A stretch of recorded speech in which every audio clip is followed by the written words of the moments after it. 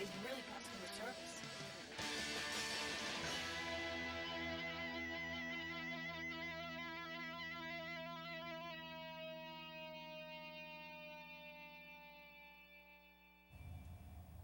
Welcome to the LynnCAM TV Show. We focus on organizations right here in the city of Lynn. Here with me today from Operation Bootstrap, we have Edward Tirrell, Executive Director, Iveth Martinez, the advisor, and a student, Amal Kashflaghata. Guys, I want to thank you for being here. Operation Bootstrap is an organization which is in Lynn. It was started in '76, and they're dedicated to adult education, English as a second language, learning math skills. The goal is to explore career paths and eventually gain employment. So guys, I'm really interested in learning about the organization, what type of programs you guys offer, but first and foremost, let's learn about you and who you are. Edward, we'll start with you. So I'm Edward Tirrell. I'm the Executive Director of Bootstrap. I've been in that position for about 3 years. I'm responsible for the overall management of the program, for fundraising, and for sort of plotting our future. Now, how long have you been there? 3 years. Okay. Now, Iveth? I'm going to give you the short answer. Great. I work as an education and career advisor at Operation Bootstrap. I've been there for 2 years now. Okay. And I'm the advisor for the ESOL students, English as a second language Outstanding. students. Amal, you're a student over there. Tell us about how you're involved. It's involved. I am a student. I'm level 3. I get a class for citizenship, and I get only last Friday my citizenship now. Outstanding. And I'm trying to learn more to get my license for nurse assistants. And I will be a good student in next. Yeah. No, you've got some goals set, and you're out there, you're trying to achieve them. I mean, I couldn't imagine what it's like to come to a country like America and be brand new here, and then try to pursue a career path such as nursing and actually be doing it. That's outstanding. Thank you guys for sharing that. Now, Operation Bootstrap, Edward, you can really speak to what you guys do in a nutshell for our viewership, for those at home who aren't aware. Explain it to us. So adult education is really aimed at adults who have low skills in English or reading, writing, math. So there are people who don't have the skills they need right now to participate in education and training programs or do college level work. So those are the pathways to good paying jobs. And so adults in Lynn, and there are lots of them, there are 25, 30,000 adults in Lynn in this category, don't have the skills today they need to be able to get certification, some kind of licensing, some kind of accreditation so they can compete for good paying jobs. And so we're really about trying to help them develop those skills. Now, why is that? I mean, I'm actually seeing this as I get a little older. I'm starting to mature, and I'm seeing how the way things work. And I do notice that there's a separation of people. There are those who kind of really had everything put into place for them, explained to them, and then there are those who are learning now, and they're being forced to learn now. Mm-hmm. How does that happen? Well, 2/3 of our students are English language learners. So, and they come currently from 40 different countries around the world. So they come from Asia, Africa, Middle East, Central America, South America. I mean, they come from all over the world. And they're here with limited English skills. And so for a lot of our folks, this is about how do I learn English, how do I become a citizen, how do I get the things I need so I can become more involved in my community, become more an active citizen and an active participant. And so a lot of our students are motivated by that. The other students who are adults who are native English speakers but have low skills just didn't have good school experiences for any number of reasons. And so they may have left school at a young age for a job or who knows why. But then as they get out into the work world and they realize that they're very limited in where they can go, they decide to start thinking about coming back to school, getting their high school equivalency, maybe getting some additional training. So those are the folks that we work with. You know, it's cool. You hear it all the time. It's not too late. A lot of people are like, well, if you want to do that, it's not too late. Right. And I'm sure a lot of these folks who come in and utilize your service are thinking that the day before. It's too late for me to get into education. It's too late for me to go and make my difference. But here you guys are, and you're talking about how you're out there trying to raise awareness that it's not too late, that you can actually go out and you can achieve these things. Can you speak to the amount of people that you help on an annual basis? So we serve between 300 and 400 students a year. We've got more than 1,000 people on our waiting list. So there's lots of people that are wait a year, 2 years, 3 years to get into a class at Bootstrap, because there's so few resources in Lynn for this kind of service. I mean, we're serving a very small percentage of the need in Lynn, and so there's really a need to find additional resources and expand the work that we're doing. When you say resources, what do you mean? More advisors? No, money. Money, so it's, okay. It's money. Money translates into teachers and advisors and space and all of that. Okay, so great. With limited dollars, we have 10 classrooms, they're full. We run 18 classes a day, morning, afternoon, and night. So, I mean, we've sort of maxed out the money that we have, right. But there are still thousands and thousands of people that are looking to get into our program. Right, right. Well, it sounds like you guys are achieving your goals and you're putting that money to good use. Iveth, I want to talk to you as an advisor. So now let's assume I'm brand new, okay, and I'm looking to utilize Operation Bootstrap. What's the process? How do I get started?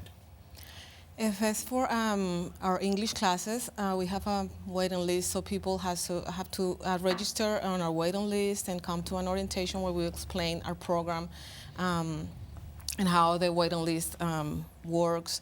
Then we do an orientation, and they know that they sign knowing that they are going to wait at least a year and a half or 2 years to be placed in a class. But they are very motivated to learn. We don't really have a place to send them because there are no places where they can learn English, and they are eager. Once they are on top of the list, I call them and I have an interview with them to see if they have their life together to be able to start a class. Our classes are very strict. The attendance is very strict, so it's regular classes 4 or 3 days a week. So it's not doable for many people to attend a class 4 days or 3 days a week. So it's a lot. They have to be committed. And once I start meeting with them, it's amazing what happens. They start gaining confidence, which is the most important thing they need to. They are all immigrants, and they are very eager. Like Amal is a very successful story. She started at Operation Bootstrap 2 years ago, and she's always been determined to pursue the CNA training. And she moved from level 2 to level 3 very quickly. Now she's on level 3. She's about to move to level 4. We just opened our level 4. We didn't have our level 4. So we're trying to create more opportunities for students like her. She was able to get the driver's license, became a citizen. She took the classes, passed the exam. So all the things that she's been earning is because she's ready. She gained the confidence. She's getting to prepare more post-secondary education. A lot of our students, when they finish our highest level, which is level 4, they are ready to move to college, and they come back with an associate's degree, a bachelor's degree. One of the students who graduated in 2011 just gave a speech in our graduation a couple of weeks ago. She finished Operation Bootstrap. She moved to work on an engineering associate, and then now he's enrolled in the engineering program at UMass. So those are immigrants that are being an asset to this community. They are going to learn. They are going to take everything we can give them to really transform the community and be not being a burden but an asset to the community. It's amazing what happens with language, because language unites people. Language unites diverse cultures. Like Edward said, we have people from 40 different countries. But they become united by language. and education is what unites us. So to me, I enjoy what I do. I help these students with their career decision-making process. Different for all of them. We have different students coming from different backgrounds. Some of them went to school in their countries. Some of them didn't really know any education before. So that's why I really enjoy what I'm doing, helping students to really find their next steps. I'd say so. I mean, your title's advisor, all right, and everything that you just said really speaks to life coach. I mean, that's what you are, and that's outstanding. I mean, you've got these people who coming in here. You gotta be scared. Amal, were you scared when you first came in? You didn't know anything, how it was gonna be. I mean, then you come across her threshold. You had to have felt the sense of just relief. Yeah, first time when I come Operation Bootstrap, I feel like I'm not scared, but a little bit nervous because I don't know. I really before like a long time here, but I didn't go try to ESL class or to meet with teacher or advisor. But after like couple days, get relaxed. I feel very happy. All the teachers and the advisor and the director, it's share with me whatever I need or I'm looking for questions or something. They explain for me. They understand me, and they push me to go very good. That's And outstanding. they helped me a lot. I'm learning a lot about you guys. So we were talking before the show and how I heard about Operation Bootstrap, and somebody had lost their wallet and there was like an Operation Bootstrap card in there, and they brought it over, and my friend was like, hey, I was in Lynn today, and I was like, oh, where? Operation Bootstrap. I'm like, what is that? And now I'm learning. I mean, the value that your organization holds, I mean, it's limitless, especially if you're a newcomer to America. I mean, here you are in a country as busy as America, and you got to be on top of your game in order to be a citizen here. I mean, you got to take care of your taxes, you got to take care of your licensing. I'm thrilled. I'm thrilled to talk more about your programs. And we're going to do that after we take a quick break. Guys, if you're just joining us, here with me today, Operation Bootstrap, an organization dedicated to adult learning and education and seeking careers. We're going to take a quick break, and when we come back, we're going to talk about some of the programs that they have to offer. Guys, outstanding job so far. Great.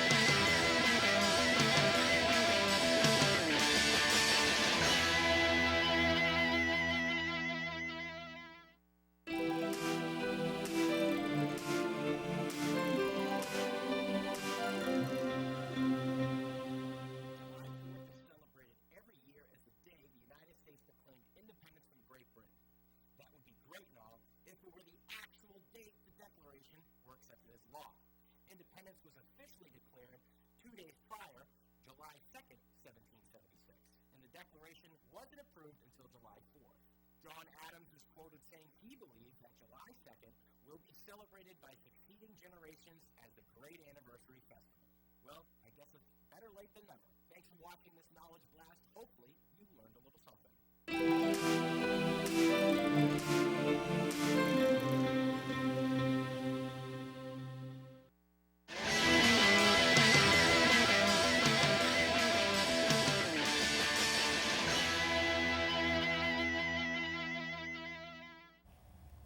Welcome back to the LynnCAM TV Show. Here with me today, we have Operation Bootstrap, an organization dedicated to adult learning and career readiness. Guys, we've talked about a lot so far. We've talked about the organization, a little bit about its history, how it got started, and now we're talking about the specific programs. If you're just joining us, here with me, we have Edward, we have Iveth, and we have Amal. Edward is an executive director over at Operation Bootstrap. Iveth Martinez is an advisor, and Amal is a success story, one of their students and a newcomer to the country who's been utilizing Operation Bootstrap for all of its outstanding value. So, guys, we've talked about how people get involved. We're going to reiterate that too. But first and foremost, I want to talk about some of your popular programs. We were talking a little bit about the show, gaining your GED in Spanish. That's a big one. Edward, can you speak more on that? Yes, so for a long time, adult education was the place where people came to learn some English or to get a GED. That's no longer enough. And so people who are out there looking for work know that. They know that they've got to have higher credentials to make a higher wage. And so we're really changing our program. We really refined our mission to really help people prepare for the workplace. So what we're calling work and career readiness. Not only is that about getting some academic skills, learning English, improving your reading, writing, and your math, but how do you decide what kind of a career is appropriate for you? What kind of jobs are out there? How do you get them? What kind of training do you need beyond adult education? So that whole notion of career pathways leading to good paying jobs. So we're much more focused on helping people. So adult ed's not the end of something, it's the beginning of something. It's the beginning of a process of continuing to learn and develop new skills and new credentials so that you can earn enough to support yourself and your family. Do you guys partner and collaborate with employers to kind of talk a little bit about, you know, what they're looking for out of employment, out of employees? Tell me a little bit about that. So we're pretty tuned into the labor market on the North Shore. I sit on the Workforce Investment Board of Directors, and so that's a group that really focuses on the needs of employers. What are the major industries in the North Shore? What kind of jobs are available? What are the skills gaps? Which, so for example, in advanced manufacturing is sort of a new sector, and there are lots of jobs, good paying jobs in advanced manufacturing, but far too few people with the skills. And so how do we begin to develop opportunities for people to get those skills so they can get to those jobs? Okay. I want to talk a little bit more about your working career readiness. Right now we're talking about the job field, what's available out there. How do you get people in shape for career readiness? How does that work? Well, I'll ask Iveth to help with this too, but Sure. it really is about understanding that whole process. How do you look for a job? How do you decide what kind of a job? How do you apply? How do you do a cover letter? How do you do a resume? How do you prepare for an interview? How do you do a follow-up with a thank you letter? So the whole process. In addition to that, we have to understand what the employability skills are. What are employers looking for in terms of skills? Because that skill set is changing as the labor market is changing. And so they want people who have critical thinking skills. They want people that can do work in teams. They want people that can have a higher level of math. So we're better understanding what those skills are, what those needs are, and better preparing our students to have those skills. Iveth, you could probably speak more to how you assess all of this. Somebody comes in and they're like, "Hey, I need to get on a career path." How do you go through and assess? Hey, all right, this is what you can do. This is what you want to do. This is what you should do. Yeah, it's different for every level. We have a different curriculum, career work readiness curriculum for each level. Of course, for low levels, level 1 and 2, their next step will be most likely to move to level 2 or level 3 English. So English is the foundation, is the first step in that process. Learning English is the first thing they should be concerned. Then when higher levels, which is level 3 and level 4 is contextualized to work and career readiness. So in level 4 we have a curriculum where we start with self-assessment to let students know about themselves, what are their skills, values, interests. Then we explore the market, what are the hot jobs available. If you like to work in health, I mean, our sector is very good on health employees. So like Amal, she's very eager to pursue the CNA training because she knows that that's a job that she's going to be able to find a good job and work not only as a CNA but probably as a registered nurse, or it's as a process for each one of the students. We try to develop the process with depending on their skills, and we do career exploration, we do college exploration. We work a lot with the North Shore Community College on is the resource that we have closer, and it's a very good resource. They have all kind of programs. So they come to Operation Bootstrap and serve as students with their counseling and see what students, what are their needs and how they can be involved in their process after they finish Operation Bootstrap. So That's going to be one of the scary ends is like, you know, you come in and then you find this haven of opportunity and then you graduate and it's like, okay, what do I do now? But you've already been prepared. Amal, let's talk a little bit about why CNA. I mean, that's a serious career path. What got you to decide, hey, this is what I want to do. I want to go into nursing. Because this is my favorite work, and I know about it many, many years, and I like to apply again and to go to the nursing assistants again. Yeah. Yeah, I know before like 10 years I didn't work just my job, but I like to be work again, same my job and same my favorite job. That's why. Was there anything that made you decide, maybe a life-changing event, or were there any people in your family that made you decide to get into healthcare? No, actually I don't have. This is your dream and your goal. Yeah, this is my dream. But my family, they have another like lawyers, engineer. Okay. But this is my favorite. You got good genes. You're smart people. Thank you. I'd like you to kind of tell me, say we've got somebody watching right now, and they're considering utilizing Operation Bootstrap. I mean, what would you say to them if they're on the fence and they're deciding whether should I go or shouldn't go? What would you say to them? I like to say that the life is good life, and I hope for everyone he has second language and learn more English and to get his goal. Where is he like to do? Where is his favor? Where is his favorite job? And the life is good. He has to be Willing. You got to be willing. thinking about his future. Yeah, You're a that's perfect why. example of that. I mean, it takes a lot of hard work, and it's not like you can just show up every day and you're going to coast through. They're looking for feedback. They want to engage you, and they're looking for you to improve.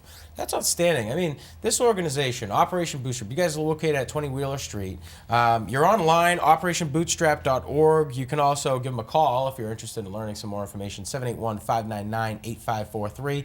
They're also on Facebook and Twitter at Operation Bootstrap Inc.